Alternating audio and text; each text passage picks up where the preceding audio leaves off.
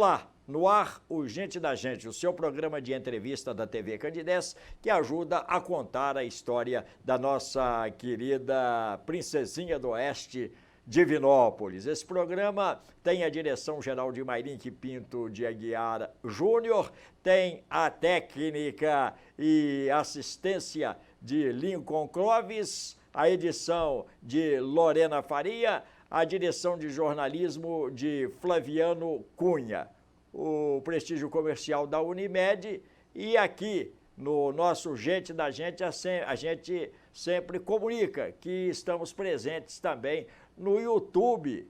É só você digitar no YouTube Garcia Júnior Gente da Gente, para que você tenha acesso então às nossas entrevistas. E hoje nós vamos falar de educação, de uma pessoa que tem dedicado toda a sua vida à educação, a ajudar o próximo, porque ele também é uma figura de um coração maior do que ele. Vamos conversar com o professor Elmo Fernandes, do curso Opção. Professor, seja muito bem-vindo.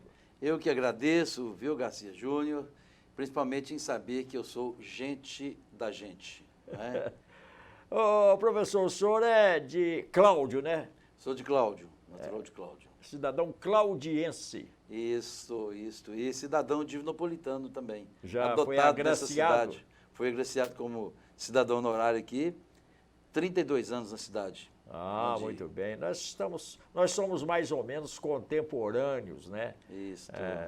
Eu sou oriundo de Barbacena, o professor é de Cláudio. Ele tem uma passagem também que daqui a pouco ele vai falar, né, pela nossa querida Barbacena, o que sem dúvida para nós é um orgulho muito grande. Ô, professor, eu gostaria que o senhor falasse, né, como é que o senhor iniciou essa vida no caminho de educar e de fazer o bem e de fazer do conhecimento, né, a essência da vida de cada um. Ok, primeiramente a gente tem que ter boas influências. Eu sou natural de Cláudio, trabalhei lá naquela época, o menor poderia trabalhar, e a gente ganhava meio salário mínimo, Garcia, e tinha que trabalhar 8 horas por dia. Então, meus 15 anos eu trabalhei em Cláudio, né? E eu tive um professor lá muito interessante, o professor Cláudio Duarte, tomara que ele assista aí a gente, né? E ele sempre gostou de língua portuguesa e eu ficava fascinado com ele porque ele pensava em regras da língua portuguesa e ele passava aqui tudo no quadro, assim, ó, ele inventava as frases, ele criava as frases, ele colocava ali uma setinha, né, entre sujeito, predicado, as classes e tal, e eu ficava fascinado. Eu falei, gente, eu não gosto de muita coisa na minha vida, não, acho que eu vou gostar de português, acho que eu vou gostar de português. Aí, daí eu fui para um colégio interno em Barbacena, porque para mim só servia estudar no colégio interno, porque eu não tinha condições de pagar. Trabalhando e assistindo às aulas do professor Cláudio, especialmente, né, eu vi que as pessoas tinham mais ou menos uma história em comum. Eram pobres que estavam vencendo. Naquela época, Garcia, Cláudio não tinha praticamente emprego. Hoje o desemprego em Cláudio é zero. E olha que nós estamos gravando isso. O desemprego é zero, né? Vão pessoas de outras cidades para trabalharem lá. Naquela época era muito difícil, serviço pesado e tal. E eu pensava assim, puxa vida, eu não quero isso aqui para o resto da minha vida, não. Eu quero vencer, eu quero cuidar da minha família, meus pais eram separados, né? Nós éramos 7 irmãos. E daí eu fui para Barbacena. Fui estudar no colégio interno em Barbacena, tinha um exame seletivo lá, eu pedi licença, né, nessa empresa onde eu trabalhava, Fundição Libanesa, e fui então, fui ficar no colégio interno em Barbacena, onde minha mãe tinha que me levar. Ela não deixava de viajar sozinha, não, tinha que me levar a Barbacena. Então eu fiquei em Barbacena durante 3 anos. Em Barbacena aconteceu um fato bastante interessante. Barbacena, sua terra querida, né? Colégio Agrotécnico de Aulas abriu ali, e que é o seguinte, você sabe que lá tem também a escola, a EPICAR, Escola Preparatória de Cadetes do Ar. E o fato que aconteceu é o seguinte, os cadetes do ar, eles recebiam, né, para poder estudar, eles tinham tudo assim, banho quente, nós imagina Barbacena com banho frio, né? E eles conquistavam as namoradinhas da cidade. Toda menininha queria namorar com os cadetes do ar de Barbacena. E a gente ficava lá, técnica agrícola. Né? Aí o que aconteceu, rapaz? Aconteceu que eu comecei a participar de um grupo de jovens. Me lembro, de vez em quando eu ouço aí o Padre Zezinho, vejo o Padre Zezinho, grande formador assim, da minha conduta. E eu entrei para o grupo de jovens. Então, eu era estudante técnico agrícola, mas não era bobo, né? E nesses contatos lá nos grupos de jovens, eu fiquei conhecendo uma gatinha, uma das mais bonitas de Barbacena, certo? Nós namoramos, só que era o 3º ano já, né? Nós namoramos lá durante esse um ano, e depois eu fui para lá aos finais de semana. Eu trabalhava na Sears, lá em Belo Horizonte, até mais ou menos 18 horas, depois ia para lá no domingo bem cedinho, ou no sábado à noite, sábado à tardinha, eu ia para lá e a gente namorava. E nessa situação lá em Barbacena, o namoro não continuou pelo seguinte, né? Eu acho que você ia perguntar isso, como é que foi o namoro depois? Aconteceu o seguinte, eu fui para Belo Horizonte e as coisas lá não eram fáceis, né? Para você ter uma ideia, eu não queria voltar para a Cláudia. Quando eu me formei e fui para Barbacena, para Belo Horizonte, eu tinha que falar com a minha mãe que estava tudo bem, mesmo indo para Belo Horizonte, sabendo que as coisas não estavam muito bem. Para você ter uma ideia, eu passei lá antes de arrumar emprego e tal, a gente pensou que ser técnico agrícola ia chegar lá na Emater, etc., ia ter um emprego garantido, que nada. Fui trabalhar no supermercado lá e depois na Sears. E eu tinha que falar com a minha mãe que estava valendo a pena para ela poder deixar os outros irmãos irem para Belo Horizonte para poder vencerem comigo também. Porque, como eu disse, Cláudia é uma boa cidade, mas não tinha emprego assim e tal para todo mundo. E aí eu comecei a trabalhar lá, né, nessas empresas, e ia para lá no final de semana. E aconteciam alguns detalhes bastante interessantes, porque essa minha namorada, eu fiquei contando vantagem para ela, que eu estava trabalhando na Sears. Você lembra da Sears lá? Tipo Mesbro, Sears, uma rede nacional de eletrodomésticos. Exatamente, ali na Rua da Bahia, eram 3 andares ali, entendeu? E então eu falava, estou trabalhando na Sears, estou vencendo na vida, né? Mandava um dinheirinho para minha mãe também, sabe, para ela ver que estava valendo a pena. Só que tinha que pagar muita coisa, sabe? Sobreviver com um salário e pouquinho era muito difícil. E eu ainda tinha que viajar todo final de semana para Barbacena, para ver a gata lá. E de vez em quando a gata falava assim, eu já ia com dinheiro na conta da passagem, entendeu? Contando para ir, para voltar lá. Aí ela, vamos ao cinema, vamos sair. Eu falei, vamos, gata, claro, você merece. Mal sabia era que aquele dinheiro ali era da passagem de volta, né? Quando acontecia isso, eu gostava muito de ficar em casa. Vamos ficar em casa hoje, estou meio cansado e tal. Então, quando ela tinha que sair, eu gastava o dinheiro e tinha que ficar lá sabe onde é o Pontilhão, lá em Barbacena, né? Claro, aqueles postos de gasolina lá, ficando lá até tarde da noite, 1h da manhã, 2 horas, pegando carona com os caminhoneiros para vir embora para Belo Horizonte, porque eu gastava o dinheirinho com ela lá, entendeu? Valeu a pena. Agora, o interessante dessa história, o professor Elmo já me relatou, né, esse trecho da vida dele. O importante é que não tinha como dar certo, porque era muita a dificuldade. E aí, mesmo com o namoro encerrado, a amizade continuou. Você lembrou disso aí, a amizade continuou. Inclusive é interessante que hoje a minha esposa e eu, de vez em quando, nós dormimos na casa de Deus, não deixa a gente ir pro hotel de jeito nenhum. Eu gosto muito da família dela, dos pais dela e tal. A amizade continuou, não é? Hoje em dia não. Encerraram, né? Acontecer, exatamente. E de lá, então, fui para Belo Horizonte, continuei em Belo Horizonte, e lá fui fazer letras, né? Lembrando do meu ex-professor. Divinópolis estava na sua rota de volta para Cláudio? Não. O que aconteceu é o seguinte, quando eu fiz letras, depois eu fiz pós-graduação, comecei a fazer mestrado, me deu vontade de fazer direito. E aqui em Divinópolis tinha a Faculdade de Direito do Oeste de Minas, a FADOM, que o curso acontecia aos finais de semana. Você lembra disso? Quando o curso era sexta, sábado. Claro, professor Lara, não é? Professor Carlos Altivo, os precursores, né? Os precursores, exatamente. Né? O pai do Carlos Marcílio, esqueci o nome dele.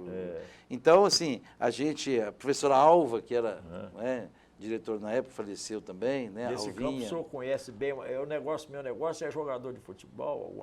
Pois é, nessa área aí, mas É.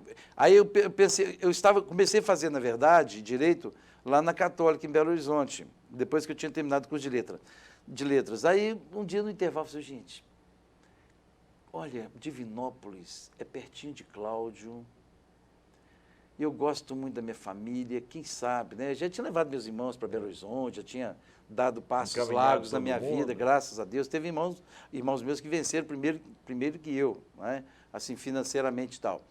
Aí eu pensei, quem sabe, né? Aí eu fui vasculhar Divinópolis, e Divinópolis não tinha curso preparatório supletivo ainda.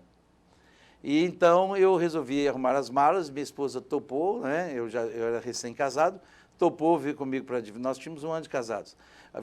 A gente veio para Divinópolis, eu vi que não tinha supletivo, começamos a preparar candidatos para o ensino supletivo e a gente depois fez o pré-vestibular, né? Mas era só supletivo, chamava supletivo opção, não era curso opção, era supletivo opção.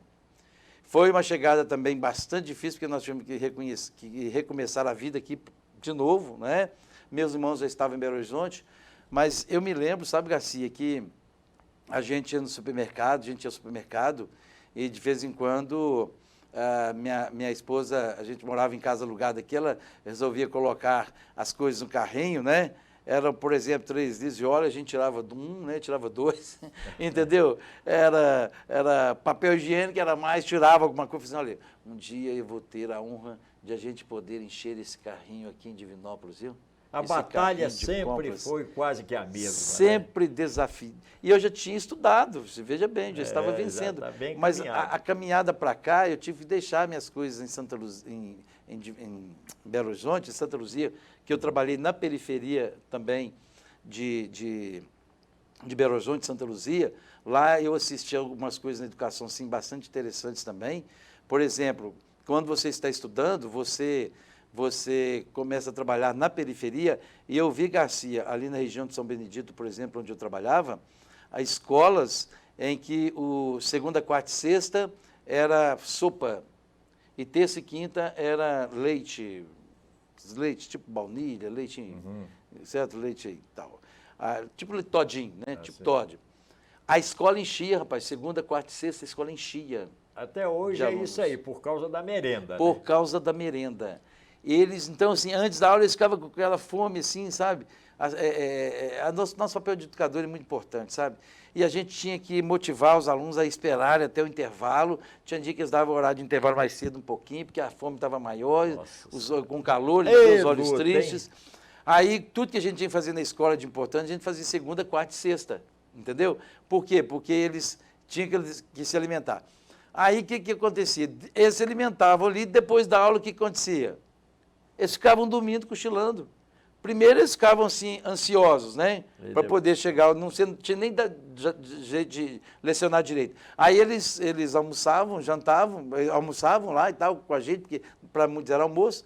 Aí, depois da aula também era um problema, porque eles tinham que retornar e ficavam cansados. E eu com aquele furor pedagógico, vamos, gente, vamos, tal. E os alunos levantavam assim os olhos, mas não estavam nem sabendo o que estava acontecendo.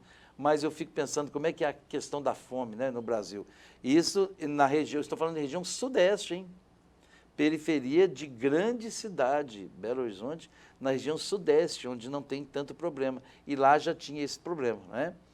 E então eu vim para Divinópolis aqui com bastante dificuldade, mas vencemos também a batalha aqui e continuamos propondo o que a gente tinha que propor nessa cidade aqui. Né? O senhor se considera a essa altura um vencedor? Os obstáculos foram deixados para trás? A gente teve que usar de alguns artifícios. Por exemplo, quando nós começamos com o supletivo opção aqui, naquela época a gente usava folha usada, essas folhas folhas de ofício usadas, e a gente escrevia atrás dela com pincel atômico mesmo, colocava nos postes para poder fazer propaganda, né? E tal. Os alunos confiavam na gente, confiavam no trabalho. Aí, o que acontece? Mas eu via que Divinópolis teria futuro, sim. Aqui eu percebi que se você chegar aqui com boa intenção, as pessoas sim, são bastante desconfiadas. Você não é da terra também, você sabe. Até você realmente se acostumar com as pessoas são bastante desconfiadas. Mas quando eles sabem que você está com boa intenção, eles dão muita força. Aí o que ocorre? O supletivo começou, né, funcionando, assim, com força. Eu tive que arrumar avalista, buscar lá em Cláudio avalistas, porque aqui eu não conhecia minha mãe comigo ali, não, eu te apresento fulano que mora em Divinópolis e tal. Aí nós resolvemos então fundar o pré-vestibular opção. Eu falei com os professores supletivo, olha aqui, vamos fazer o nosso cursinho pré-vestibular? Vamos. Fizemos as matrículas, nós tínhamos apenas 3 matrículas. 3 matrículas. Eu conversei com eles, olha, 3 matrículas, rapaz, vai dar mais ou menos uns R$50 por mês para cada professor aqui, para dividir pelos professores. Vamos encarar isso aí? Vamos encarar. Era no meio do ano que nós começamos. E naquela época era bem mais difícil passar no vestibular do que nos dias de hoje, né? Tinham menos polos e tal. Aí conversei com eles e tal, fizemos um esforço tremendo para esses alunos serem aprovados no vestibular. Aí quando veio o resultado, os 3 alunos foram aprovados. E eu falei assim, nossa, os 3 alunos foram aprovados, o que nós vamos fazer? Eu pensei assim, olha, eu vou com o que eu tenho. Aí eu comecei a mandar fazer faixas para colocar na cidade inteira. Curso pré-vestibular opção. 100% de aprovação comprovada. Tipo aqui carimbo, assim. Mandei fazer umas 30 faixas fiado, né, contando com as matrículas que nós teríamos ainda. Né? Aí começamos, então, esse preparatório. Ali colocamos 100% de aprovação. Aí, o que aconteceu, Garcia? De 3 alunos que nós tivemos, aí nós tivemos quase 40 matrículas. Deu para pagar as faixas, deu para poder fazer cartazes dignos, né? Colocamos na cidade. Aí de quase 40 nós tivemos 100, tivemos 200, chegamos a ter 900 alunos, entendeu? Com o que nós tínhamos em mãos. Né? O que tínhamos em mãos era o quê? 3 alunos aprovados. E eu tinha que ter um artifício para isso, né? Curso opção, comprovadamente 100% de aprovação. Aí as pessoas começaram a acreditar no nosso trabalho, nossa equipe é muito boa, mudamos de espaço também, né? E graças a Deus vencemos. E eu sou, assim, muito grato a Divinópolis, porque aqui eu constituí de fato a minha família. Porque, Garcia, eu tinha tentado bastante ali na região de Belo Horizonte, entendeu? Eu tive um hotelzinho na periferia lá, eu tive depósito, tudo quebrei. Montei escola também, tipo opção lá, entendeu? Entrou cobra dentro da escola, o pessoal saiu pelas janelas lá. Uma luta, né? Uma luta muito grande, não foi falta de vencer. Eu me lembro que o prefeito de Santa Luzia falou comigo assim uma vez, olha, rapaz, você um dia vai vencer. Porque o que eu vejo você pelejando aí, você vai vencer. Pode escrever aí que você vai vencer. Né? E eu, para honra e glória de nosso Senhor Jesus Cristo, eu tive a ideia de me aportar em Divinópolis. E nunca mais abandonei essa cidade aqui. Isso é importantíssimo. A gente sempre lidou aqui nessa área, né? Como eu disse aqui no início do programa, a gente é mais ou menos contemporâneo em Divinópolis, então eu acompanhei bem essa trajetória do curso opção, começou a aprovar alunos nos pré-vestibulares, né, das grandes faculdades, Sim. dos grandes centros, e sempre o senhor também, né, fez muito bom uso desse material, né, para promover o curso opção, para mostrar, não é, que acreditando dá. Sim, paralelamente ao curso opção, eu corri atrás de alguns espaços. Por exemplo, eu comecei a escrever, me ofereci para escrever no jornal Diário do Poste, você lembra? Lembro, com o Juca Mariano, Itamar, acho que é Diário do Poste, Diário do Poste, né? Dali peguei aqueles, tudo datilografado naquela época, né? Nós estamos falando aqui de 30 anos atrás, né? Depois eu mostrei esses escritos para a Sônia, não, eu já conhecia seu trabalho aqui, entendeu? Jornal Agora. Então, tem 28 anos que eu escrevo no Jornal Agora, a coluna entre aspas. Né? Nesse espaço também, nasceram outras oportunidades aqui mesmo na TV Candidez, né, com várias entrevistas de que eu participei aqui, dicas de português em vários programas, também Na rádio. Na rádio, Minas. várias emissoras de rádio aqui, também sim. Rádio Minas, inclusive, também na TV Alterosa, TV Integração, porque eu não tinha um compromisso assim certo com nenhuma, eu não era empregado, não é, deles. Assim, mas a gente participava e essas instituições... aproveitava todo o espaço disponível, né? Tudo que podia, sempre aproveitei, né? E tentei fazer da melhor forma possível. E hoje, com muita alegria, nesse espaço de tempo também, eu escrevi a letra do hino oficial da minha cidade, Cláudio, porque aqui, para mim, foi um achado, porque além de poder constituir a minha família aqui, estava perto da casa da minha mãe, em Cláudio. Eu ia lá praticamente, quase todo final de semana, a minha vida social era praticamente Cláudio, né?